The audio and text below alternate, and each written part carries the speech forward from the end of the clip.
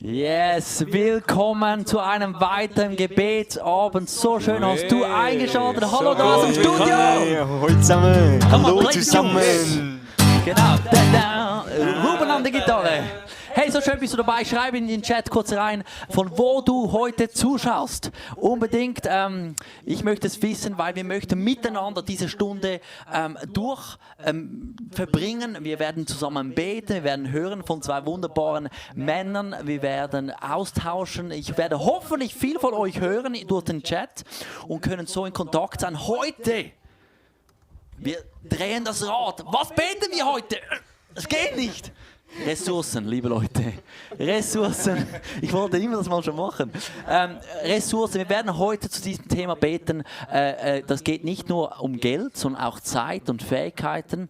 Und ich freue mich riesig, das zusammen zu machen. Also ich bin einfach so begeistert, nur schon zu sehen, was ich gesehen in den letzten 3 Tagen, wie viele Leute dabei waren. Und wenn du jetzt da bist und merkst, hey, wieso eigentlich nicht noch meine Kollegen einladen, kopier den Chat kurz, den Link kurz in einen Chat hinein, lad sie ein. Wir sind die ganze Stunde live, also die können auch irgendwann dazukommen. Das Gute ist ja, man kann auch zu spät dazukommen. Ist doch gut, gell? Hey, mega gut. Alright, liebe Leute, kannst du kurz vorstellen, das ist Tim Hürlimann. Hallo zusammen. Wunderbar, Mann Gottes. Und war Intern und jetzt ist er im Sunday Night dabei und du studierst Theologie. Mega, mega stark. Und Tobi Schwegler, Location Pastor von ICF Rappi. Und Ruben Stutz, Worship-Leiter ICF Rappi.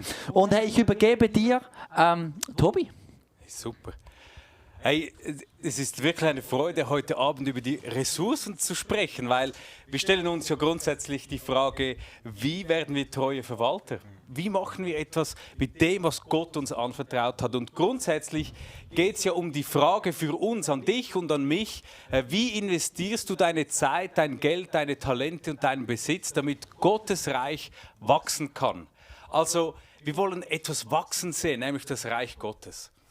Und wenn wir heute Abend über Ressourcen sprechen, dann muss uns etwas klar sein, nämlich welche Perspektive wir haben. Wir leben heute in einer Zeit, da geht es oft um uns und wir wollen unsere Wünsche erfüllen, sehen, wie wir in die Ferien können und wie es uns gut geht. Aber Gott hat uns gesagt, wir sollen eine neue Perspektive einnehmen. Und das ist ganz wichtig. Und egal wie lange du Jesus schon kennst oder wie viele Ressourcen du hast, stell dir die Frage immer mal wieder, welche Perspektive hast du, wenn du über die Ressourcen, über deine Ressourcen nachdenkst. Wir lesen nämlich miteinander im Matthäus 6, Vers 33, da steht, macht das Reich Gottes zu eurem wichtigsten Anliegen. Lebt in Gottes Gerechtigkeit und er wird euch all das geben, was ihr braucht. Also wir haben schon die Zusage, wir bekommen alles, was wir brauchen. Aber er sagt, das Reich Gottes soll das Wichtigste sein in unserem Leben. Und so versuchen wir auch, wenn wir über Ressourcen nachdenken, zu sagen, hey, das Reich Gottes ist das Wichtigste. Wir wollen mit unseren Ressourcen sehen, wie das Reich Gottes wächst. Ich freue mich wirklich, in dieses Thema einzutauchen, Tobi. Und jetzt, weißt du was? Können wir gerade jetzt beten? Einfach beten und Gott einladen, in Verbindung zu setzen. Also wenn ich das sehe, wir haben Leute aus Tübingen dabei, wir haben Leute aus dem Wallis, schönen Wallis, ich hoffe, er hat viel Schnee, gell? Wow. Wir haben Leute aus Paraguay dabei, wir haben Leute dabei aus Solingen, wir haben Leute dabei, ich habe Willingen, Schwenningen, wir haben aus Hamburg dabei, Witzburg, so viele Leute. So genial. Und ich würde so lieben, kurz so beten, einfach, dass wir die Einheit haben in dieser Stunde. Ist das okay? Hey, mega gerne, das machen wir. Hä? Sollen wir? Ja?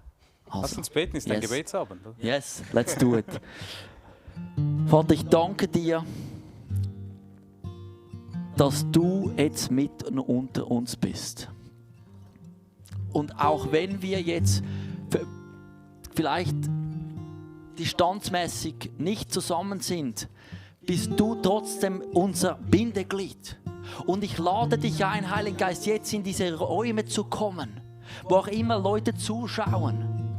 Und dass dieses Thema, von das Tobi gerade gesprochen hat, von den Ressourcen, Reich Gottes, dass es lebendig wird in unserem Leben. Und wir ehren dich an diesem heutigen Abend. Wir ehren dich.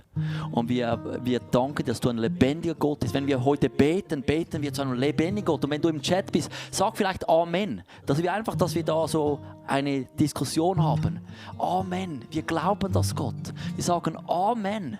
Wir glauben, dass du uns hörst. Amen. Wir glauben, dass du Wunder tun kannst. Amen. Wir kommen zu dir für Hilfe. Wir kommen zu dir für Weisheit. Amen. Vater, ich möchte dich noch ganz speziell um etwas bitten. Manchmal, wenn wir über Ressourcen nachdenken, bleibt das so technisch oder irgendwie so, man kann das so organisieren, es geht um einen guten Budgetplan oder eine gute Kalenderführung oder so. Aber ich möchte dich bitten heute, dass du uns in der Tiefe zeigst, wie geistlich das ist und wie du darüber denkst und was es heißt, mit unseren Ressourcen treuer Verwalter zu sein. Weil das ist so ein Privileg, so ein Geschenk, so etwas Schönes, dass wir in deinem Reich mitbauen dürfen.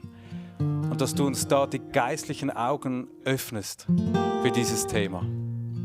Amen. Tim, wenn wir über Ressourcen nachdenken, ist ja ein Thema mega wichtig. Dankbar zu sein. Es ist so, haben so viele Gründe, um dankbar zu sein, oder? Ja, das stimmt. Und ich glaube, bevor wir überhaupt über die verschiedenen Arten von Ressourcen reden und den Plan Gottes dahinter in unserem Leben, ist es extrem wichtig, dass wir über Dankbarkeit reden. Weil wir können dankbar sein für unsere Ressourcen. Gott hat uns reich beschenkt. Und ich möchte gerade mal kurz euch zurückfragen, für was, wenn ihr jetzt diese Woche zurückschaut, hey, für was seid ihr jetzt gerade persönlich dankbar in dieser Woche? Ihr könnt es auch in den Chat schreiben, diese Woche oder gestern oder heute. Für was seid ihr dankbar? Ganz ehrlich, diese Woche war eine recht intensive Woche, wo ich so viele Gründe habe, dankbar zu sein. Also Gott hat finanzielle Wunder getan in meinem Leben. Diese Woche, ja. Und auch Gesundheit. Ja. Also mein Sohn, der ist 8 Monate alt, der war beim Arzt vor ein paar Monaten und hat die haben gesagt, er muss vielleicht operieren, Vollnarkose, und das ist immer als Eltern nicht so cool, wenn dein kleiner Säugling da operiert werden soll, und dann haben wir gebetet als Kirche und diese Woche war er wieder beim Arzt und es ist alles wieder gut. Und das war mein Tageshighlight, ich war so begeistert, einfach was Gott tut. Wow. Dan, wie sieht es bei dir aus? Ich bin dankbar für die Inspiration Gottes. Also am Montag war ich in den Rebbergen von Poppelsen und ich habe gesagt, Gott, ich möchte von dir, ich möchte nicht so aus dem eigenen laufen. Und habe so für einfach ein Wort gebetet und bei den Rebbergen habe ich so etwas bekommen und das hat mich jetzt begleitet diese Woche und hat mir Hoffnung gegeben und da bin ich mega dankbar, weil es gibt mir so Perspektive. Ja. Wow, so schön. Hey, ich bin dankbar für euch beiden. Ich habe es mir gerade vorhin überlegt. Dan hat es vorhin gesagt, ich habe das Internship gemacht letztes Jahr und er war mein Leiter und ich habe so viel von dir profitiert, du hast so viel in mich investiert und ich bin dankbar, darf ich Teil einer Kirche sein, wie hier das ICF Zürich, das solche Leiter hat, du hast mich so nahe genommen und so auch beziehungsorientiert geleitet. Dan hat so viel zu sagen, ich und Tobi haben auch schon gesagt, dass wir da vorbereitet haben. Dan hat eigentlich wahrscheinlich sogar noch mehr zu sagen als wir in diesen Themen. Aber ich bin dankbar für ihn, ich bin dankbar für dich, für Tobi. Du bist auch für mich ein Riesenvorbild und ich sage es dir auch immer wieder. Und dankbar, wir waren vorhin zusammen essen und er hat mich eingeladen. Ich hatte ein Gemüsesandwich. Halleluja! Provision von the Lord. Ja, ich hatte noch er hat ein finanzielles Wunder und du wurdest beschenkt. Ich wurde beschenkt. Hey, die Leute, kurz schnell vom Chat, einfach die Leute sagen, Dankbarkeit ist für Wort Gottes, fürs Gebet, für die Gebetswoche, dankbar für Führung, Kraft gegeben, für genug Essen, das liebe ich. Einfach simpel. Das wirklich sage ich meinen Kids auch immer. Nein, wirklich, das muss ich mir sagen. Wegweisung. Freie Zeit in diesem Moment, dankbar für Gesundheit, sagen sie. Die dankbar für diese Gebetszeit für heute. Und jemand sagte, danke für Schnee. Finde ich auch gut. Ja, die soll es auch geben. Ja. Ja, wir können wirklich so dankbar sein. Und ich möchte gerade da einsteigen, wieso überhaupt dankbar sein? Wieso auch für was dankbar sein? Weil vielleicht sitzt du jetzt zu Hause und denkst so, ja, ich habe nicht vieles, dass ich dankbar sein kann dafür. Und ich möchte sagen, es gibt immer einen Grund. Es gibt immer einen Grund, dankbar zu sein, weil Gott hat uns das bereits vorgelebt, was es bedeutet, großzügig zu sein. Er selber hat uns alles gegeben, das er geben kann. Was meine ich damit? Und denkst jetzt, das sind so christliche Floskeln oder ist einfach schön zu sagen, aber ich sehe das nicht als Realität in meinem Leben. Es ist interessant, wenn du ins erste Buch Mose gehst, wo Gott sich eigentlich dem Abraham vorstellt. Da braucht er verschiedene Charaktereigenschaften, um sich selber vorzustellen. Und es ist interessant, wenn man sich das erste Buch Mose anschaut, das Wort, das er am meisten braucht, um sich selber zu beschreiben, ist geben. Er gibt. Er braucht 26 Mal das Verb ich gebe zu Abraham, ich gebe dir dieses Land. Schau dich nach allen Seiten um, Westen, Osten, soweit du siehst, ich gebe dir das alles. Und es scheint mir so, als würde Gott sich vorstellen als ein großzügiger Gott, der uns lehren will, er will uns geben, er will uns beschenken. Das zweitmeiste Wort, das er braucht, ist segnen. Ich segne. Ich segne. Und es ist noch spannend, ich weiß nicht, wie es euch geht, aber ich rede mit so vielen Menschen, die immer wieder das Gefühl haben, Gott limitiert mich und er will von mir und er nimmt mir die Freude, den Spaß, die Lebensfreude. Aber eigentlich stellt sich Gott uns in der Bibel als ein großzügiger Gott vor und der Bogen schließt sich, im Alten Testament gibt er dem Abraham ein Land, aber im Neuen Testament gibt er uns seinen eigenen Sohn. Das, was er nicht von Abraham erwartet hat, das macht er dann selber und schenkt uns seinen Sohn zur Vergebung unserer Sünde. Und das ist ja auch das Schöne, ich glaube, wenn man über das nachdenkt, das Kreuz und die Vergebung, die Gott uns zugesteht als seine Kinder, das ist etwas, das kann uns nicht genommen werden, zu keinem Zeitpunkt. Im Epheserbrief steht da so unglaublich stark, dass Gott uns mit allem himmlischen Segen gesegnet hat, in Jesus Christus. Also er hat nichts zurückbehalten, er hat sich verschenkt. Das ist so krass.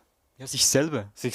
Hat das Beste gegeben, nicht so den Abschaum oder das, was er erübrigen konnte, sondern das Kostbarste. Warum sollte er uns nicht auch noch alles andere geben? Also er ist wirklich ein großzügiger Gott. Das ist so wahr. Und ich glaube auch, ich weiß nicht, wie es dir geht, vielleicht findest du dich immer wieder in gewissen Situationen, wo du merkst, du hast das Gefühl, ich komme zu kurz. Ich bekomme nicht die Anerkennung, die ich verdiene. Ich habe nicht genug. Es ist so ein Armutsgeist, der sich breit macht. Und dir möchte ich zusprechen, dieser Gott, dem wir dienen, ist ein liebender Vater und er liebt es, zu schenken und zu geben. Es ist schwierig in dieser Zeit heute, weil Umstände um uns herum sind nicht die einfachsten. In der westlichen Welt, wir merken mit Corona, ich weiß nicht, wie es euch geht, aber die Umstände waren nicht einfach und ich möchte auch niemandem zu nahe treten, der wirklich schwere Verluste auch erlitten hat in diesen letzten beiden Jahren. Ja, eben, Tim, also wie sollen wir jetzt damit umgehen, wenn Leute jetzt da vielleicht heute Abend schaust du zu und du merkst, ich erlebe nicht diese Fülle. Ich erlebe nicht, das mit allem beschenkt zu werden da vom göttlichen Segen. Wie sollen wir dann mit dieser geistlichen Realität umgehen, wenn unsere naturelle Welt momentan nicht die Fülle zeigt? Das ist eine sehr gute Frage und ich glaube, wir wollen zusammen mal in die Bibel schauen und zwar gibt es manchmal machen wir den Fehler, dass wir denken, wenn wir uns in Umständen befinden, die schlecht sind und wir denken, wie können wir das, haben wir das Gefühl, wir waren die Ersten, die in dieser Situation und die Einzigen, die in dieser Situation sind. Aber die Bibel auch ist voller Menschen, die durch schwere Zeiten gingen und trotzdem ein dankbares Herz behielten. Und ich möchte mit euch kurz in einen Vers, und zwar im 1. Thessalonicher 5, 16 bis 18. Da schreibt Paulus Folgendes: Freut euch zu jeder Zeit, hört niemals auf zu beten. Dankt Gott, ganz gleich wie eure Lebensumstände auch sein mögen. All das erwartet Gott von euch und weil ihr mit Jesus Christus verbunden seid, wird es euch auch möglich sein. Ich glaube, da müssen wir bei diesem Vers, wir müssen nicht die Not schmälern. Gewisse Menschen, auch wir gelegentlich, stecken in der Not. Die Umstände sind schwierig. Aber ich denke, wir müssen oder dürfen lernen, dass es Verse wie dieser Wahrheit ist, dass wir das wirklich dem Wort Gottes Glauben schenken dürfen. Also wie da Paulus im Gefängnis gebetet hat, obwohl er nicht wusste, wie sein Leben weitergeht, der so viel Schwieriges erlebt hat, aber er hat gesagt, ich bleibe dankbar. Freut euch alle Zeit, seid dankbar zu jeder Zeit, egal wie die Umstände sind. Und ich denke, das müssen wir lernen, dürfen wir lernen und trotzdem nicht unsere Not leugnen müssen. Das sieht Gott auch. Ja. Unbedingt. Also dürfen wir zu Gott kommen mit unserer Not, sagen, hey, ich habe da eine Not. Unbedingt. Da müssen wir nicht heuchlerisch tun und sagen, mit Gott ist alles easy. Ist es nicht. Aber wir dürfen auch den Blickwinkel ändern und sagen, hey, für was sind wir denn dankbar? Wo sehen wir? Du hast die schwierige Situation gesellschaftlich erwähnt. Ich denke, manchmal sind es auch Luxusprobleme, die wir noch haben. Und dann auch zu sagen, nein, eigentlich geht es uns immer noch sehr gut. Es gab noch keinen Tag, an dem ich hungern musste, jetzt bei mir. Das ist schon ein Riesengrund, um Danke zu sagen. Also vielleicht kurz, wenn du zu Hause zuschaust, während der ganzen Zeit kannst du auf ICF.ch/Gebet gehen und dort auf Prayer Wall drücken und Vorzug Gebetsanliegen dort genau einfach geben, wo auch Leute füreinander beten können. Aber in dieser Zeit, ich werde den Chat anschauen, also wenn du jetzt Gebetsanliegen hast, auch gerade jetzt finanzieller Art und Weise, ohne zu viel in die Details zu gehen, darfst du das auch in den Chat schreiben. Generell einfach Gebetsanliegen zu diesem Thema. Wir werden am Schluss auch noch Zeit nehmen, um für diese Dinge zu nehmen. Also während dem Gebet dieser Stunde den Chat benutzen, sonst auf ICF.ch/Gebet gehen und dort hat es eine Prayer Wall. So gut. Ich glaube, ich möchte mich jetzt gerne an dich richten, wenn du von zu Hause zuschaust und sagst, hey, also ich habe nicht so einen Lifestyle von Dankbarkeit gelebt, aber du möchtest das gerne und du würdest gerne das lernen. Da möchte ich dir 1, 2 praktische Tipps geben, wie du das kultivieren kannst, weil wir glauben grundsätzlich, dass Dankbarkeit wie ein Muskel ist, den du trainieren kannst. Ganz ehrlich, ich sitze hier und mir tut jeder Muskel weh, weil ein Neujahrsvorsatz von mir war, mehr ins Fitness zu gehen, seit mich mein Physiotherapeut einen Lauch genannt hat. Ich war jetzt da 3 Mal und mir tut alles weh und mir tun Muskeln weh, die ich nicht mal wusste, dass sie da waren. Genau, und mit Dankbarkeit ist es genau so. Ich glaube, man muss diesen Muskel anfangen zu trainieren. Und zwar mit wenigen Repetitionen. Ich habe zu viel gemacht. Genau, und da möchte ich dich herausfordern, mal deinen Blickwinkel zu ändern und auf das Gute zu schauen beginnen. Weil es ist so, was du gesagt hast, wir haben so viel, was wir dankbar sein können. Auch wenn die Umstände schwierig sind, es gibt immer mindestens etwas Kleines. Irgendeinen kleinen Punkt, von dem du dankbar sein kannst. Sauberes Wasser, gutes Essen, vielleicht weniger gutes Essen, aber wenigstens Essen, ein Dach über dem Kopf, vielleicht Freunde, eine Familie. Und wir wollen uns jetzt kurz dann ein bisschen Zeit nehmen. Zum Beispiel, wie jetzt mein Vater macht, der hat sich eine kleine Agenda gekauft und jeden Tag, jeden Abend, bevor er ins Bett geht, schreibt er 3 Dinge auf, an diesem Tag, für die er dankbar ist. Und das ist eine Agenda, hat immer das Datum und dann kann er am Ende vom Jahr wie zurückschauen und sieht immer 3 Dinge pro Tag, für die er dankbar ist. Und vielleicht Stark, love ist mega stark und also, er ist reich, hä? Ja. er ist, wie meinst du reich? Er ist reich. Wenn Reich. du immer jeden Tag dankbar sein kannst, dann wirst du reich. Ja. Also reich eben nicht reich. Aber du siehst das Aber- Wirken Gottes in Ja, deinem du weißt, Leben und denkst, wieso? Du bist voll. Du hast etwas. Also, anyway, das komme ich wahrscheinlich noch später dazu. Wir hören jetzt dann einen Song von Ruben und werden gleichzeitig möchte ich dich herausfordern. Nimm dir kurz Zeit, werde still und frage doch den Heiligen Geist, ob er dir eine Strategie geben kann, wie du Dankbarkeit trainieren kannst. Oder vielleicht nimmst du dir gerade jetzt Zeit und schreibst mal ein paar Dinge auf, für die du dankbar bist. und schreib sie gleich in den Chat rein. Schreib sie in den Chat, dankbar Auto, Partner, was auch immer das sein mag. Aber schreib es rein in den Chat, damit wir sehen können, weil es ist immer auch ermutigend zu sehen, für was wir dankbar sind. Weil ich sehe, ja, Gott ist ein guter Gott, auch im Leben von anderen. Und wir haben so viele Gründe und zusammen haben wir noch mehr. Also schreib es rein in den Chat und komm jetzt einfach mit deinem Herz vor Jesus. Wir sind mit unseren Herzen bei ihm. Here is my heart, Lord, have it all. My hands are open, I let go. I'll leave behind the things that pull me down and look to you, the Holy One. In you I stand unshakable, my future now unbreakable.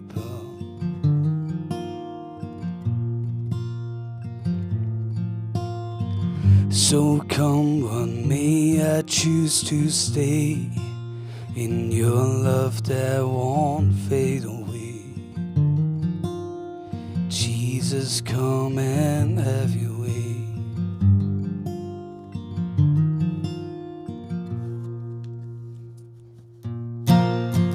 Here is my heart, Lord, have it all.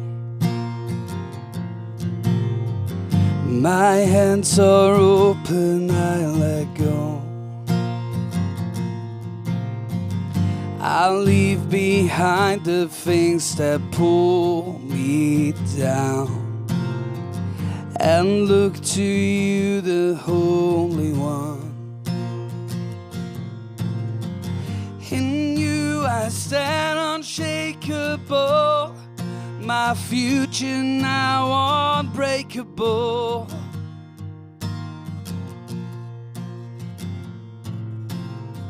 So come what may, I choose to stay in your love that won't fade away.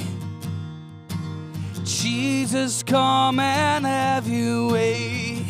In you I stand unshakable, my future now unbreakable.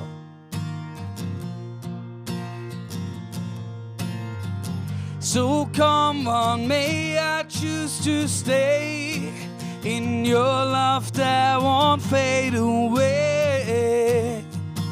Jesus, come and have your way. Jesus, come and have your way.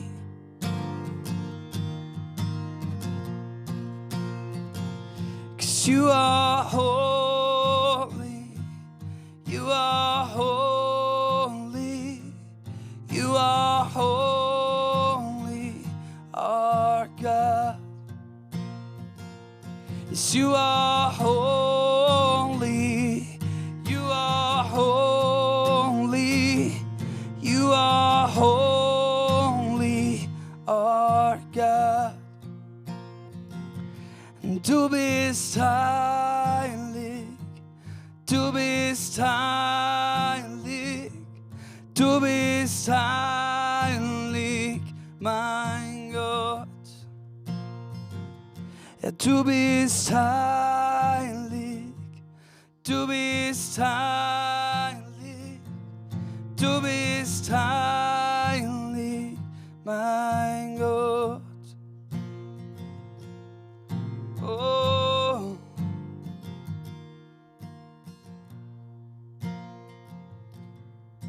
Ja, Vater, hey, wir kommen vor dir und sagen Danke. Wir richten unsere Augen weg von unserem Mangel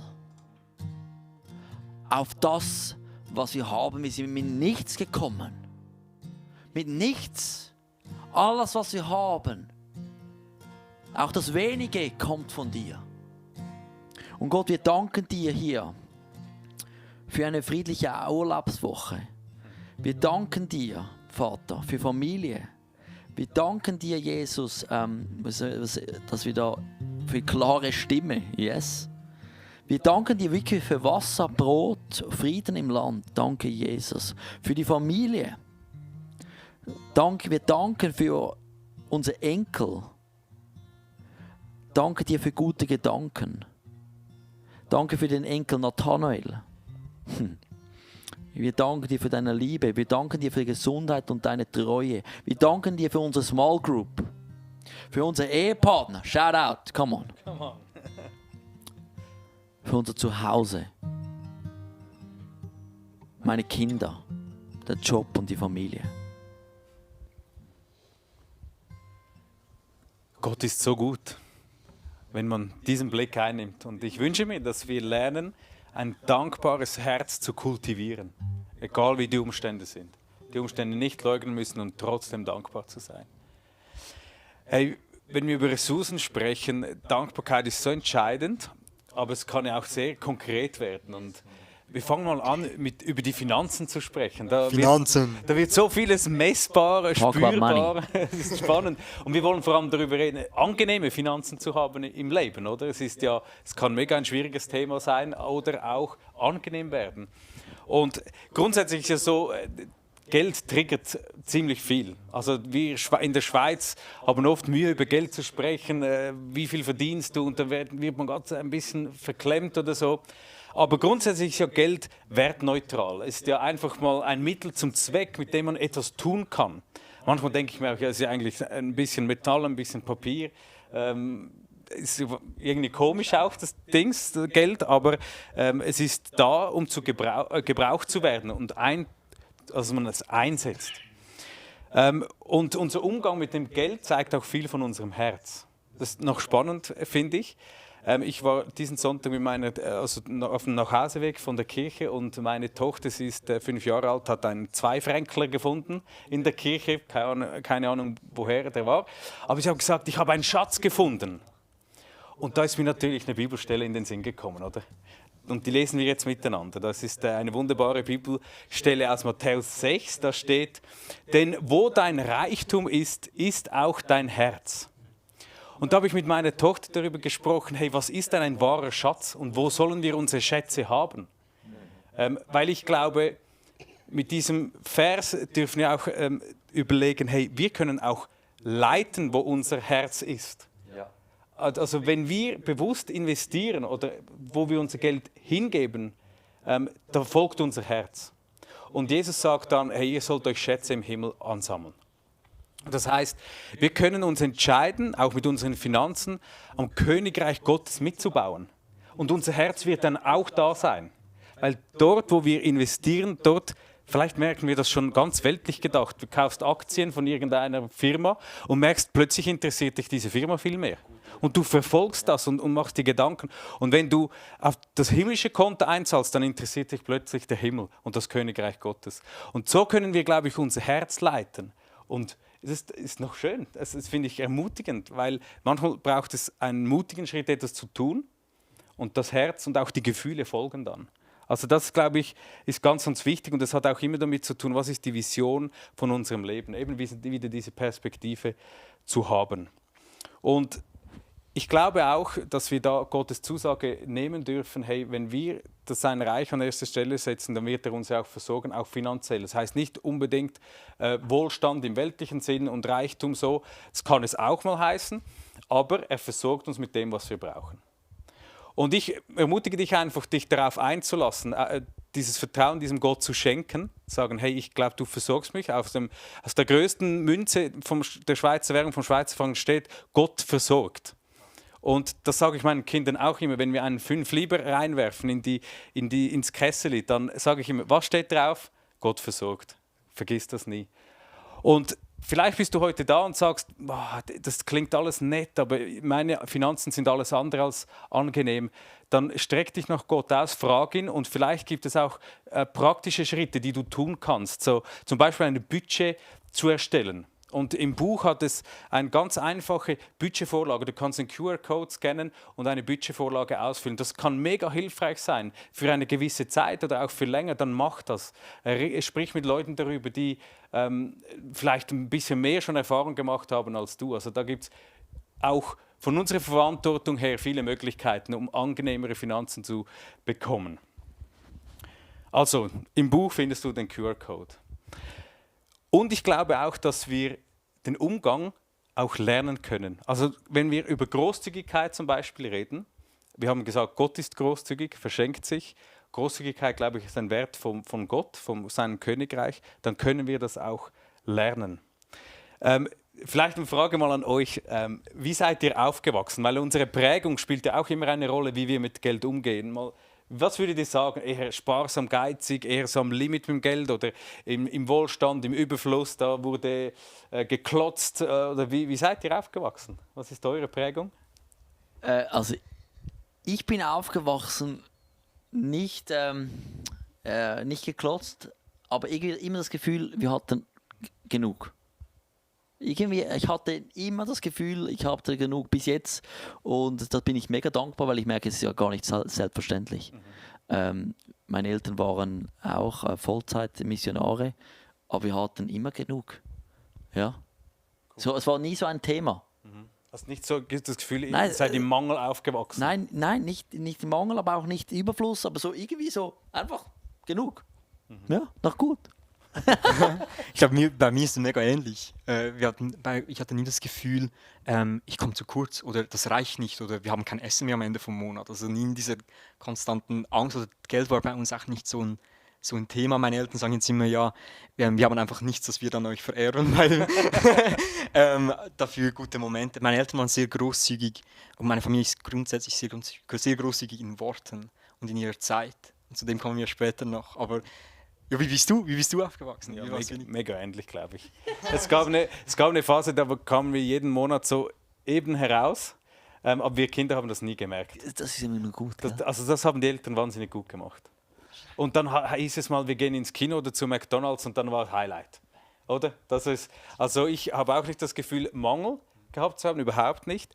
Aber ich glaube auch nicht so, dass mega die Großzügigkeit gelernt bekommen. Vielleicht auch, weil es nicht ging, wobei das ist ja immer relativ vielleicht. Aber ich glaube, das kann man auch lernen. Vielleicht bist du heute auch da und sagst, ich habe eine Prägung, die schränkt mich ein. Ich wäre gerne großzügig, aber ich kann das nicht. Und ich glaube, da gibt es ein paar Prinzipien und Möglichkeiten, wie man das lernen kann. Beten wir nachher noch dafür. Natürlich. Aber ja, cool. Das machen wir. Sehr gut. Ich glaube zum Beispiel, das kennt ihr sicher, das Prinzip vom Zehnten. Das ist ja, im Alten Testament sehen wir das Prinzip, im Neuen Testament ist es nicht mehr so präsent, aber es geht immer auch darum, etwas im Alten Testament in den Tempel zu bringen, den Stamm der Leviten zu finanzieren. Und diese 10% finde ich einen guten Ansatz, zu sagen, hey, das ist etwas, diese 10% wegzugeben, zu sagen, gerade auch in die Kirche, weil wir an die Hoffnung, die Kirche verkörpert durch Jesus Christus auch ist, zu geben. Also es ist ein gutes Prinzip, wo man einfach anfangen kann. Sagt, gut, vielleicht 10% ist mir zu viel, dann fängst du mal mit 1% an und dann kannst du steigern. Ich glaube, es sollte uns nicht unter Druck setzen. Wir müssen jetzt, aber es darf auch nicht eine Entschuldigung sein, weil vielleicht bist du auch berufen, 20% zu geben, oder? Nicht hinter den 10% verstecken. Jemand schreibt hier gerade im Chat, dass oft sagen wir, wenn wir mehr Geld haben werden, spenden wir auch mehr.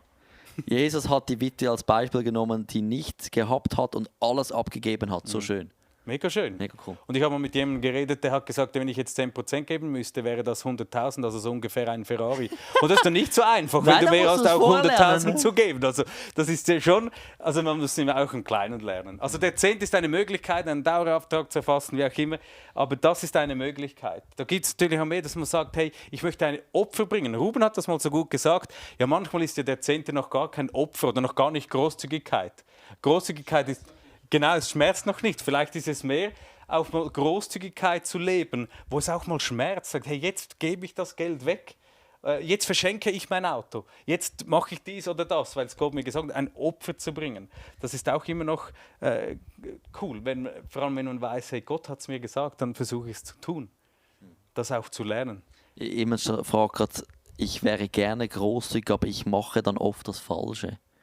Also gerade ich weiß nicht, was du da genau denkst, die falschen Entscheidungen oder du verschenkst das Falsche. Also man kann ja auch falsch großzügig sein. Ich glaube, die Motivation dahinter ist entscheidender, als was es bewirkt. Das ist immer die Frage bei den Bettlern. Ja, kaufen die dann Drogen oder was machen sie mit dem Geld? Und ich denke manchmal, ja, vielleicht sollten wir uns nicht so viele Gedanken darüber machen. Wenn Gott uns sagt, gib, dann gib. Logisch gibt es Leute, die das missbrauchen. Oder wir wurden auch schon verarscht. Meine Frau wurde um Geld gefragt, dann gab sie Geld und dann fuhr der davon. Voll verarscht. War mega hässlich. Das war super. Aber das ist wie, ich denke auch, wir müssen lernen, wenn Gott sagt, zu tun und das Ergebnis loszulassen. Das wie auch in die Kirche zu geben, heißt, wir vertrauen der Leiterschaft, wir geben einfach, weil wir die Vision zu unserer Vision machen. Und das Ergebnis davon, ja, das liegt in den Händen Gottes und in der Verantwortung vielleicht von anderen. Also da einfach, das Wichtigste ist, auf Gott zu hören. Oder?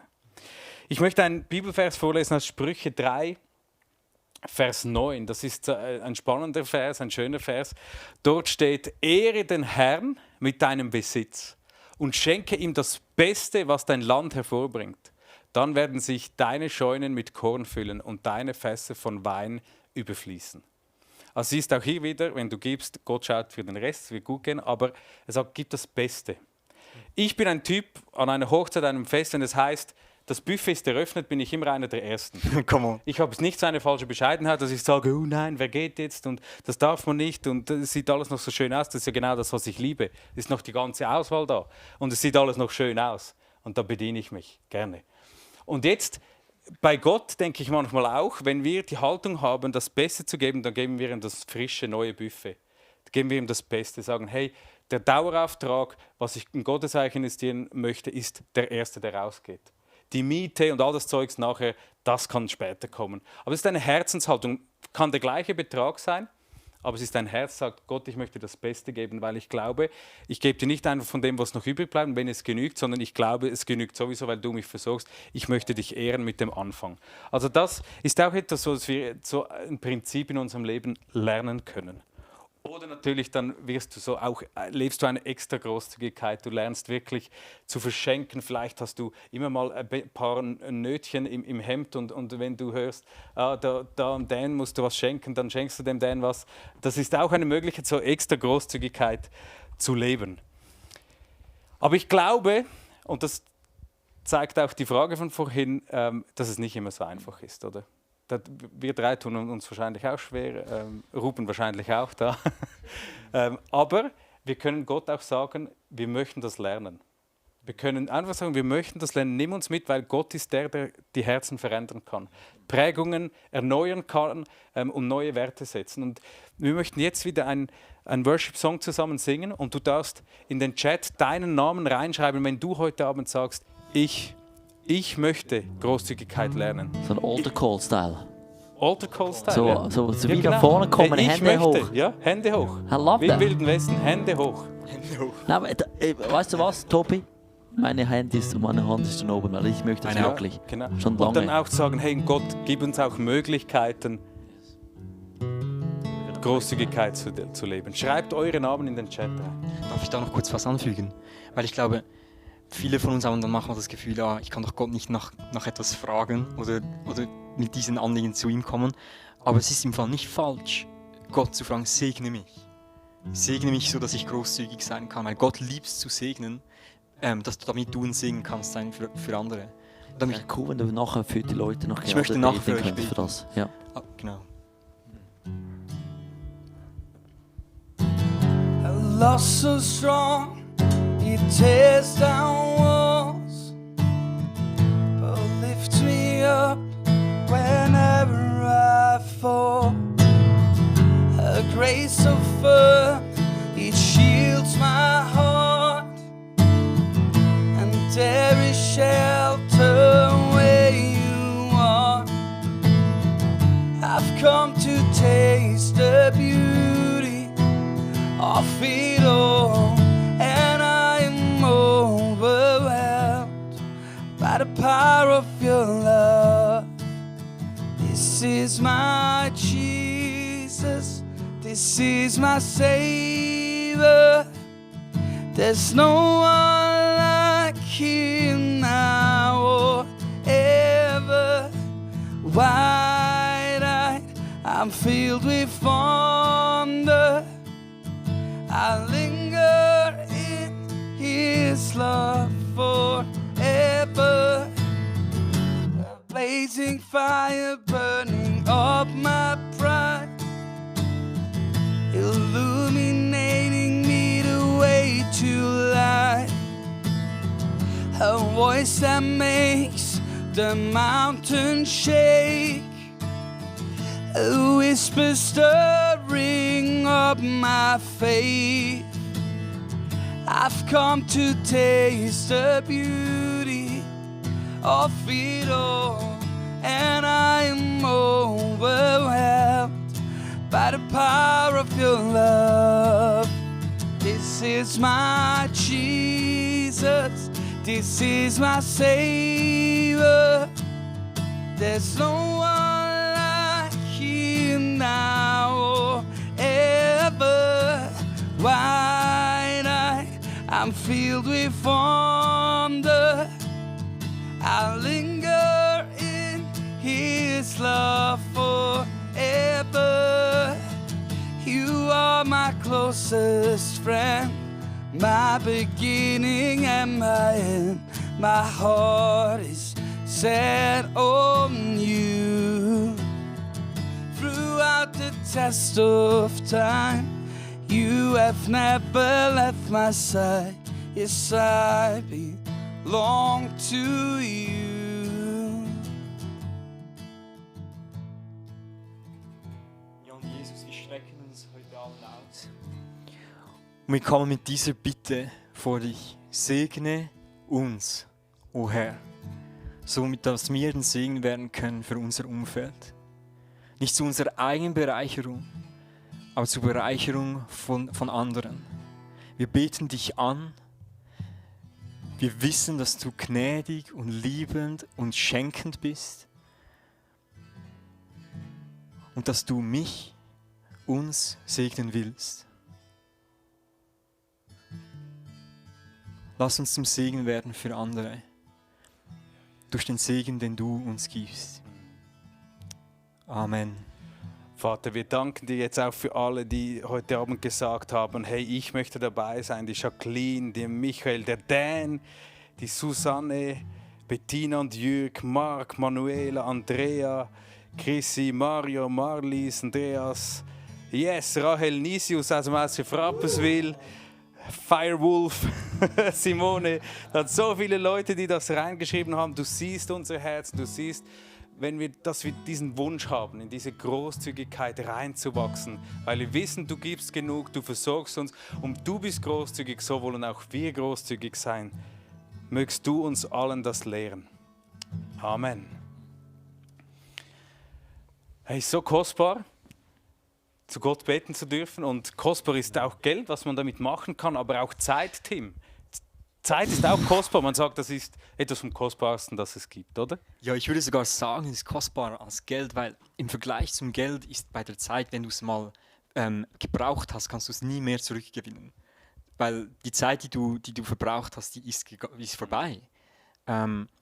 Und es ist so gut, dass wir über das sprechen, weil ich glaube gerade, ich weiß nicht, also in unserer Generation, es gibt so viel, das unsere Aufmerksamkeit will, das unsere Zeit will. Wenn ich an die ganzen sozialen Medien denke und wie die unsere Zeit wegfressen, meine Zeit wegfressen. Es gibt so viel, das unsere Zeit nehmen kann. Ich weiß nicht, vielleicht auch zu Hause, ich ertappe mich immer wieder dabei, ich brauche diesen einen Satz. Ich habe keine Zeit. Ich habe keine Zeit. Und ich würde sogar heute Abend behaupten, dass das nicht stimmt. Sondern wir haben alle Zeit, aber wir nehmen uns nur Zeit für das, was uns am wichtigsten ist. Und ich ertappe mich immer wieder, wie ich sage, ja, ich habe keine Zeit für das. Was ich eigentlich sage, ist, ich nehme mir nicht die Zeit für das. Und genau, und für was wir unsere Zeit eben einsetzen, das zeigt ein bisschen wie im Geld. Wo das Geld hinfließt, da ist unser Herz. Wo unsere Zeit hinfließt, da ist unser Herz. Man kann das eigentlich so direkt vergleichen. Ich weiß nicht, wie du über Zeit nachdenkst, ob du überhaupt über Zeit nachdenkst. Oft fängt man erst über Zeit nachzudenken, wenn man älter wird und plötzlich merkt, wow, so lange geht, ich habe nicht mehr so viele Tage. Aber was, wenn wir heute anfangen, so zu leben, als würde jeder Tag zählen und wäre unser letzter? In der Hoffnung natürlich, dass es nicht ist, oder? Das ist natürlich Dann kommt wichtig. der Himmel einfach schneller. Genau, ja, das stimmt, da sind wir auch dankbar. Ich möchte mit euch einen Vers anschauen, und zwar im Epheser 5, 15 bis 17. Und da steht: Achtet sorgfältig darauf, wie ihr lebt, handelt nicht unklug, sondern bemüht euch, weise zu sein. Nutzt jede Gelegenheit, in diesen üblen Zeiten Gutes zu tun. Handelt nicht gedankenlos, sondern versucht zu begreifen, was der Herr von euch will.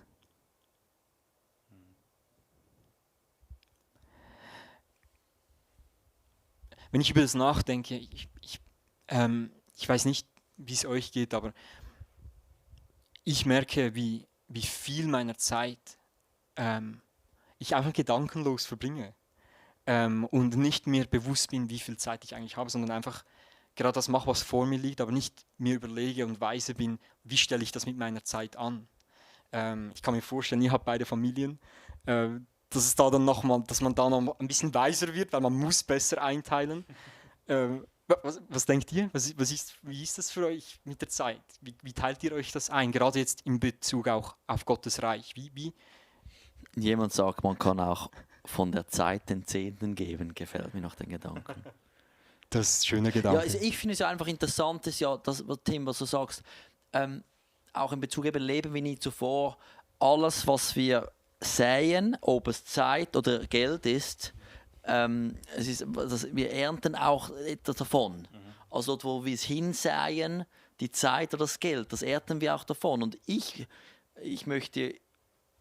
hatte gerade kürzlich so eine Diskussion, oder, wo jemand sagte, ja, ich hätte gern mehr Zeit von dir. Und dann hatten wir ein mega ehrliches Gespräch, weil ich aufzeigen musste, hey, ich habe verschiedene Prioritäten, wo ich meine Zeit hingeben möchte zuerst, weil ich etwas Gutes ernten möchte dort, oder? Ich möchte eine gesunde Ehe ernten. Ich möchte eine lebendige Beziehung mit Gott ernten. Das klingt so komisch, aber verstehst du, was ich meine? Dass das Resultat ist. Ich möchte, dass meine Kinder, die sind mir wichtig. Und weißt du, und darum, dort setze ich dann auch eben Priorität. Und ich finde auch spannend, dass man irgendwie auch die Kapazität nimmt auch zu. Manchmal denke ich an die Oberstufenzeit zurück und denke da manchmal, ich hatte keine Zeit. Ja, aber eigentlich hast du nur man. mit Freunden abgemacht. Zeit, und heute genau. hast du Kinder und Arbeit und das und es funktioniert immer noch. Und du musst schmunzeln, weil du damals gesagt hast, du hättest keine Zeit gehabt.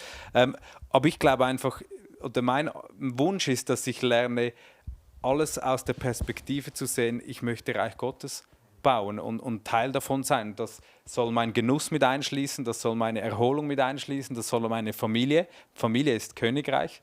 Wir sind gemeinsam als Jünger unterwegs. Kirche ist da mit drin, es ist alles so drin und so möchte ich meine Zeit gestalten.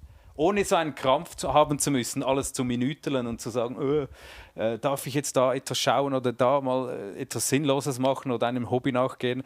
Aber dass so alles eigentlich mit der richtigen Perspektive ist. Ja. Wow, ja, ich glaube, was ich bei mir merke, ist oft, was du am Anfang gesagt hast, das Königreich Gottes zu bauen, das ist eines meiner größten Anliegen. Und ich kann mir vorstellen, gerade viele, die auch im Stream sind, vielleicht ist ein Verlangen von dir, mehr Zeit oder deine Ressourcen in das Königreich Gottes zu investieren. Das Problem ist, bei mir ist das oft ein Wert oder eine Priorität, aber in meiner Zeit wird es dann nicht wiedergespiegelt. Also ich nehme mir nicht genug Zeit, wie aber hoch die Priorität ist, für das Königreich Gottes zu investieren, und das führt zu Frust. Und darum ist es extrem wichtig, merke ich, solche gewisse Rhythmen einzutrainieren, um mir Zeit zu nehmen, bewusst für das Königreich Gottes, für die Beziehung mit Jesus. Habt ihr gerade so, das nehme ich jetzt unter, habt ihr einen Rhythmus, den ihr etabliert, wo ihr euch sagt, ich nehme mir Zeit aus dem Alltagsstress, um in das Königreich Gottes bewusst zu investieren? Ihr seid beide angestellt in der Kirche, aber im Privatleben. Für mich ist Kirche und Privatleben kann ich nicht mehr trennen. Das ist eins, ist Berufung. Aber natürlich ist ein Unterschied, du hast das heute auch gesagt, oder ich weiß nicht, mit dem ich das geredet habe, aber nur weil du in der Kirche arbeitest, heißt das nicht, dass du schon Zeit mit Jesus gehabt hast oder so. Also das ist schon zwei Paar Schuhe. Aber mit dir habe ich heute telefoniert, Dan, und du hast gerade gesagt, ja, ich habe so viel im Kopf, was ich alles tun sollte. Jetzt bin ich einfach hingesessen und habe mit Jesus darüber gesprochen, was jetzt wirklich wichtig ist. Und das finde ich cool. Sagen, hey, Gott auch immer wieder zu fragen, einzuladen, das auch zu routinieren. Ich versuche jeden Morgen Zeit mit Gott zu haben. So möchte ich in den Tag starten, den unverbrauchten Tag Gott zu geben, aber dazwischen eben genau solche Momente zu haben, sagen, hey Gott, jetzt möchte ich einfach Zeit noch mit dir, jetzt gehe ich noch einmal kurz spazieren, jetzt brauchst du noch einen Worship-Song oder was auch immer. Also das hilft schon. Komm, ich bete noch gerade das für Weisheit jetzt. Vater, ich danke dir, dass du Weisheit gibst, wenn wir dich darum beten. Und ich bete jetzt, dass du uns Weisheit gibst, mit unserer Zeit gut umzugehen.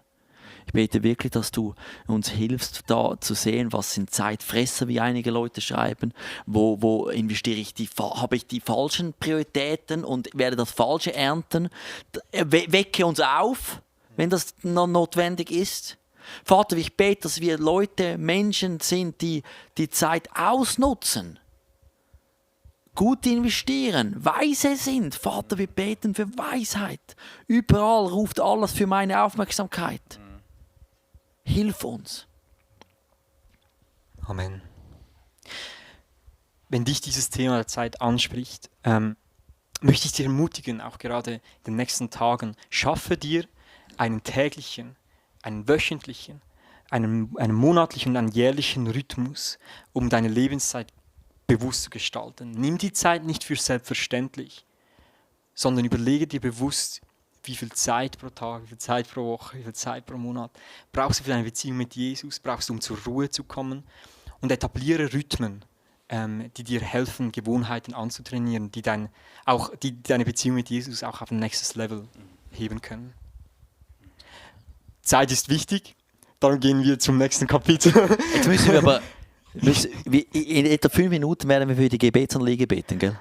Wir haben noch etwa 5 Minuten. Ihr seht, Zeit ist nicht unsere Stärke. So in 5 Minuten? 10 Minuten? Ja, aber dann... Ja, dann gehen wir sportlich voran. He? Gut.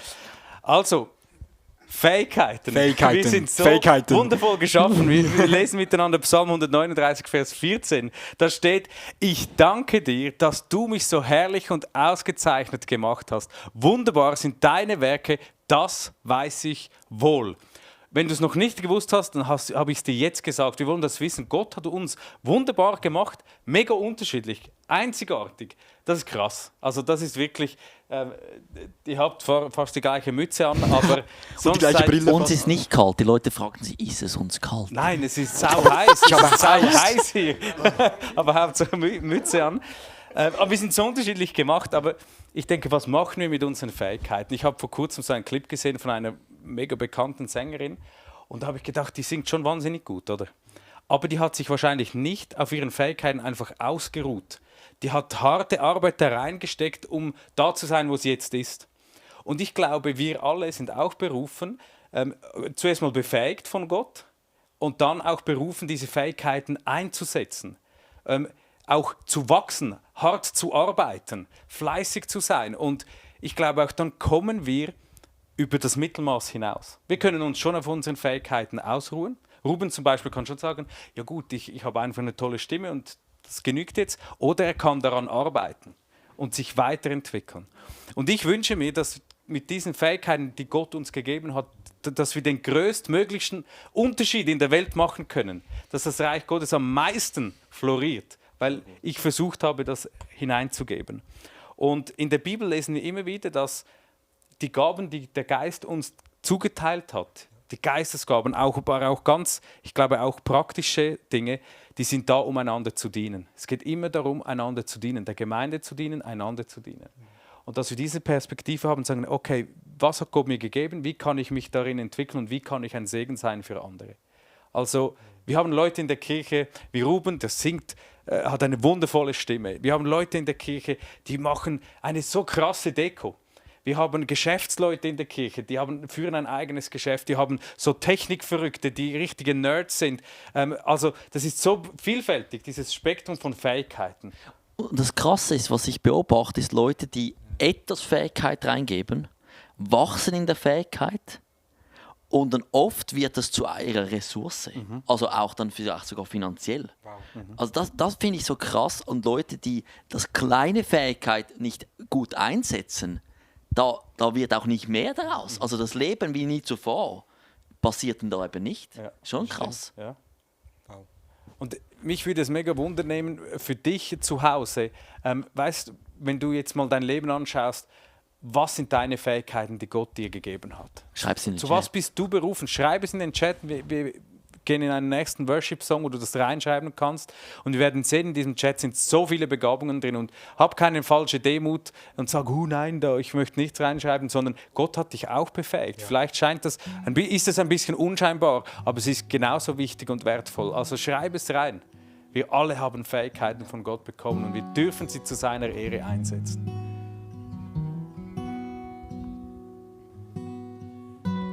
Can't go back to the beginning. Can't control what tomorrow will bring.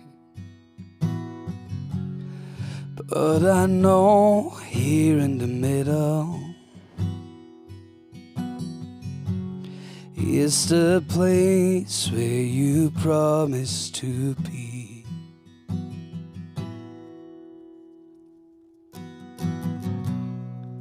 I'm not enough unless you come. Will you meet me here again?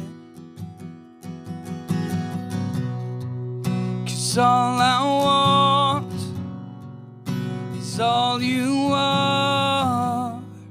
Will you meet me here again? Sing, I'm not enough unless you come. Will you meet me here again?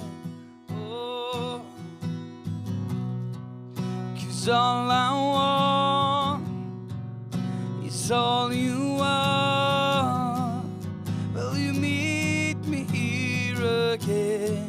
Sing, not for a minute was I forsaken. The Lord is in this place. The Lord is in this place. Come, Holy Spirit, dry bones awaken. The Lord is in this place. The Lord is in this place. Sing, not for a minute was I forsaken. The Lord is in this place. I know the Lord is in this place. Come, Holy Spirit, dry bones awaken. The Lord is in this place. The Lord is in this place. Ja, und Vater, ich danke dir für all diese Gaben, die du geschenkt hast. Ich danke dir für die Lissy, für ihre Gabe der Kreativität und Ermutigung. Für die Cornelia, die eine gute Zuhörerin ist. Und Cornelia spricht dir zu, dass Menschen Jesus in dir sehen, weil du gut zuhören kannst. Ich danke dir für Stefan, der eine Gabe hat, der gerne predigt und seelsorgerisch tätig ist. Ich danke dir für Bernadette, die ermutigt, für Magdalena, die Gastfreundschaft lebt. Für Christoph, der einen starken Glauben hat. Ich danke dir für all die eine Gabe von der Ermutigung haben, die Gabe haben, in Menschenleben Leben hineinzusprechen, wo Tod ist, neues Leben zu bringen. Ich danke dir für Gabi und ihre Gabe der Empathie, für alle Kreativität, die du der Chrissy geschenkt hast, die du der Renate geschenkt hast in der Musik. Und für alle, die eine Gabe in der Gastfreundschaft haben, die die Türen öffnen, Woche für Woche, dass Menschen einen Platz haben, einen Tisch haben, an dem sie sitzen können und mit einer Familie austauschen können, wo sie dazugehören und sich gehört und gesehen fühlen. Danke, Vater, hast du uns als Kirche so geschaffen, dass jeder seine Gabe hineingeben kann und wir als Gesamtes ein wunderschönes Bild abgeben, wo wir unsere Gaben hineinbringen und dein Königreich repräsentieren. Amen. Amen. Zu sehen, wie Menschen, was da passiert, wenn wir unsere Ressourcen, unsere Fähigkeiten einsetzen zum Wohle von anderen, zum Wohle des Reich Gottes. Da wird Gewaltiges passieren, meine Damen und Herren. Hey, wir beten jetzt noch, wir haben noch ganz kurz Zeit, wo wir jetzt noch gebeten für einige spezielle Gebetsanliegen und ich habe da Printscreens gemacht, währenddem ihr da geschrieben habt. Und vielleicht können wir noch etwas mit Musik und ich werde das Gebetsanliegen droppen und dann können wir einer von uns beten für das. Und zu Hause, liebe Leute, kann ich dich bitten, mitzubeten, eins zu machen mit diesen Anliegen. Also Wir beten für jemanden, der sagt, meine Schwägerin will auswandern wegen der Impfpflicht, alles verkaufen, fliehen. Wir beten da für die Situation, dass, ja, wir beten einfach dafür. Das sind so viele Emotionen, die raufkommen, das ganze Thema Corona, dass da Einheit reinkommt und Weisheit reinkommt. Können wir dafür beten? Vater, es gibt da zwei Anliegen. Einerseits Weisheit für die Person, die auswandern möchte, dass du da wirklich einfach hilfst, die richtige Entscheidung zu treffen, nichts zu überstürzen. Und auch bitte ich dich um Frieden für diese Person im Herzen. Dass die Umstände zwar schwierig sein können, aber dein Friede trotzdem da ist und bestehen bleibt. Dass du wirklich diese Person in ihr Herz kommst und Frieden schenkst. Und dass du auch Weisheit schenkst für das Umfeld, für die vielleicht das jetzt so ein trennender Aspekt gibt und eine Spannung in Freundschaften, dass du auf beiden Seiten Weisheit schenkst im Umgang miteinander und viel Liebe und Einheit in deinem Namen, Jesus Christus. Amen. Amen. Amen. Jemand schreibt, ich starte eine Small Group und wir schauen uns gerade das Video an. Er sagt, dankbar, dass es gut kommt. Vielleicht können wir gerade beten für diese Person, die jetzt diese Kleingruppe, die Small Group startet. Einfach für Gunst, für Rückenwind. Ja, ich deklariere über dir die Gunst Gottes, seinen Segen, seine Einheit für diese Gruppe. Ich bete dich, dass ihr als Gruppe zusammenwachsen dürft, dass die Wurzeln tief gehen dürfen, dass ihr Worte der Ermutigung zueinander spricht, dass ihr miteinander, Hand in Hand, als Gruppe diesem Jesus nachjagt, dass eure Leidenschaft wachsen darf von Tag zu Tag, dass das Feuer neu entzündet wird und dass ihr eure Herzen teilen dürft und eine Tiefe entstehen darf in eurer Small Group, die ansteckend ist für die Menschen, die da plötzlich fragen, hey, wieso geht es dir so gut und wieso wächst du im Glauben so stark? Und du kannst das zurückführen auf deine Small Group. Ich bitte für die Gnade von Jesus und den Schutz und die Einheit von unserem himmlischen Vater. Amen. Amen. Jemand schreibt, wir bitten um Gebet für Finanzen, damit wir mehr Möglichkeit haben, anderen in Not zu helfen. Dafür haben wir vorher gebetet. Und jemand sagt, brauche Gesundheit und Kraft, um anderen zu besuchen und zu helfen. Möchtest du für die Person beten, für den Waldrautschapper? Aber vielleicht gerade für alle, die Kraft und Gesundheit. gerade unter Gesundheit ein Gebetsanliegen ist. Ja, Jesus, irgendwie ist Gesundheit oder unser Körper auch eine Ressource, etwas, das wir einsetzen können. Und ich bin mega dankbar, dass es Menschen gibt, die sagen, wir möchten anderen dienen mit unserem Leben, so wie wir können. Ich bitte dich jetzt wirklich da um Kraft, um Gesundheit, um Energie, um gute Haushaltung mit den eigenen Energien, aber dass du kommst und Kraft gibst. Du gibst Kraft, so dass man wie ein junger Adler so da emporheben kann. Wir werden nicht müde, weil wir das tun, was du von uns möchtest. Und das möchte ich euch zusprechen, dass Gott euch führt, dass Gott euch leitet, dass er seinen Willen zeigt und euch die Kraft für das gibt, was ihr nach seinem Willen tun sollt. Amen. Amen. Amen. Hey, wunderbar. Tim, Tobi, danke vielmals. Ruben, danke vielmals. Ich hoffe, du wurdest richtig inspiriert mit deinen... Hör nicht bitte. Das ist so schön, Ruben. Der Dan mag's. Spiel ich einfach mag's weiter. Danke, danke. Nein, ganz kurz, bleib doch kurz dran. Nicht rauszappen. Hey, wir haben gehört, Ressourcen. Wir können dort leben wie nie zuvor. Es fängt an mit der Dankbarkeit.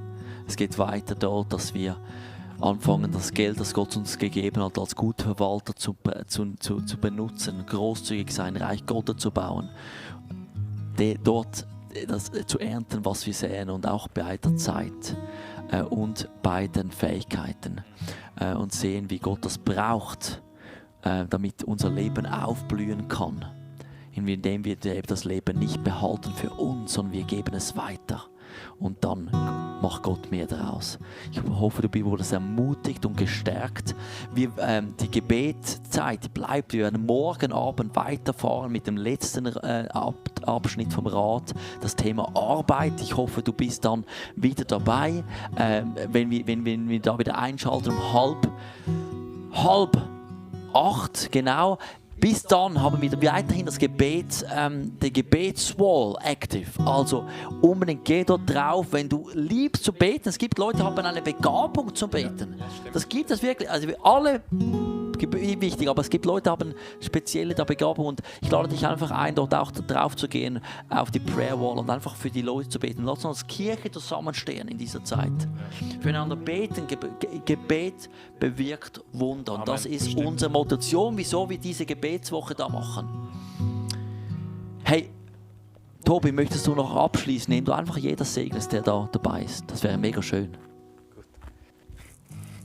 Ich möchte euch mit diesem Segen, dass Gott einfach schon bevor er die Welt erschaffen hat, gesagt hat, hey, ihr sollt gesegnet sein, ihr sollt meine Kinder sein durch Jesus Christus. Mit diesem Segen möchte ich euch segnen, möchte ich uns segnen.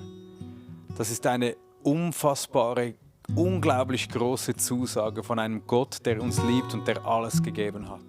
Ich möchte euch segnen und ich möchte euch sagen, wir dürfen oder müssen nicht im Mangel leben, sondern in dem Leben mit Gott. Und ich möchte uns segnen mit dem, dass er uns genug gibt von dem, was wir brauchen.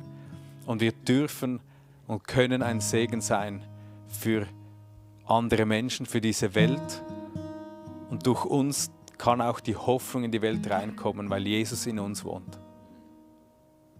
Ich segne euch in diesem Namen des dreieinigen Gottes, Vater, Sohn und Heiliger Geist. Amen. Yes, Amen, Amen. Hey, so schön warst du dabei. Gell, das Buch kannst du kaufen. Wir setzen den Link in den Chat. All diese Themen, die wir hier besprochen haben. Wir sehen uns morgen Abend. Yeah. Come on. Ciao, ciao. Seid gesegnet.